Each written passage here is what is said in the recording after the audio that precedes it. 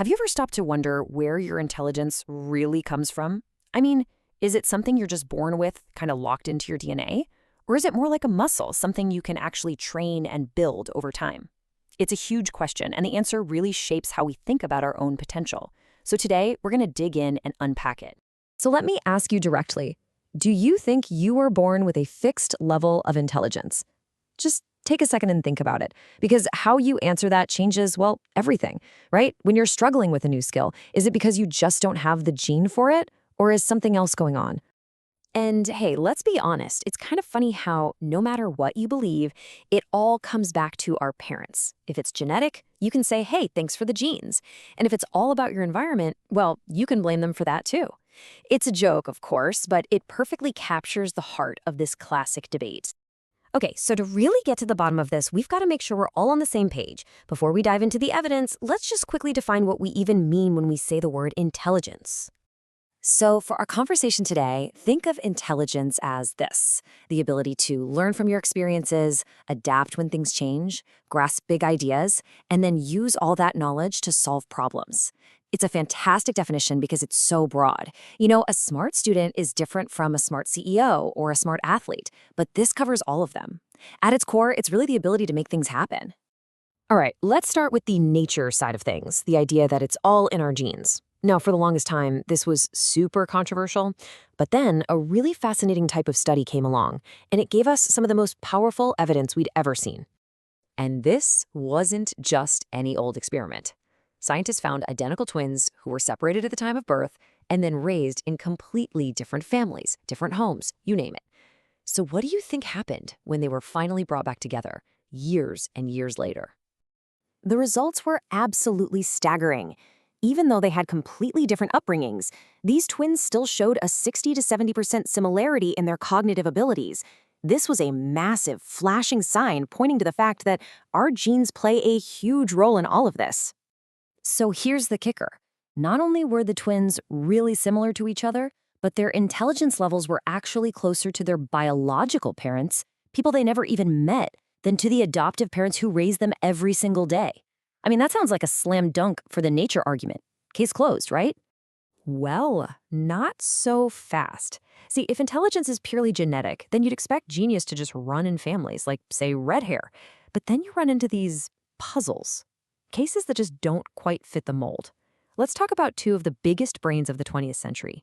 Okay, first up, Albert Einstein. His parents weren't famous geniuses, and his kids didn't automatically inherit his world-changing intellect.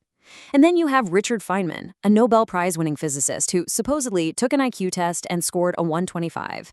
Now, that's smart for sure, but it's not even close to the official genius level. So what is going on here? I absolutely love this story about Richard Feynman. Apparently, a reporter once told his mom that her son was the smartest man in the world, and she just looked at them and said, "You bet." No surprise at all. It's a great reminder that true genius is so much more than just a test score. So on one hand, we have this really strong evidence for genetics. But on the other, we've got these incredible people where genes clearly don't tell the whole story. So how do we make sense of it all?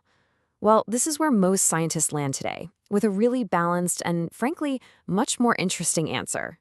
And here it is. The modern understanding is that intelligence isn't nature or nurture. It's both. The truth seems to be that it's roughly a 50-50 split. About half of your potential comes from your genes, sure, but the other half, a full 50%, is all about your environment, your experiences, and maybe most importantly, your own effort. The best way to think about this is to go back to that muscle analogy. Some people are just born with a genetic advantage for building muscle. That's their 50% head start. But you know what? Absolutely anyone can go to the gym, train hard, and get strong. In fact, someone with average genetics who works out all the time will easily surpass a genetically gifted person who just sits on the couch. Your brain works the exact same way. Okay, so if a whole half of your intelligence is actually up to you, what does that workout plan for your brain even look like? How do you actually get stronger, cognitively speaking? Let's turn all this theory into some real practical action steps. All right, here are some proven ways to train your brain. First up, the big one, read consistently. It's maybe the best way to gain new knowledge. Also, try to learn a new skill, like another language. It literally builds new pathways in your brain. And of course, you can't forget the basics: quality sleep, good nutrition, exercise. These are non-negotiable for your mind to work its best. Oh, and here's a great pro tip. If you really want to master something, try to teach it to someone else. It forces you to understand it on a whole new level. And this is such a key shift in how we think about being smart. Real intelligence isn't always about who can shout out the answer the fastest. A lot of the time, it's about who has the grit and the creativity to just stay with a hard problem long after everyone else has already given up. Which brings us to our final thought. And honestly, it might be the most important takeaway from all of this. It's a simple truth that applies to just about everything in life, and that includes our intelligence. This quote really just says it all, doesn't it? Your genetic starting point, it's just that, a start. It's the work you put in, the questions you ask, and the effort you decide to give that will ultimately decide how far you go. You are in control of that other 50%, and believe me, that half can make all the difference in the world. So I'll leave you with this question. Now that you know you have the power to literally grow your own mind, what's one thing you're going to do starting tomorrow to start training your brain and unlock all that amazing potential? Thanks so much for tuning in.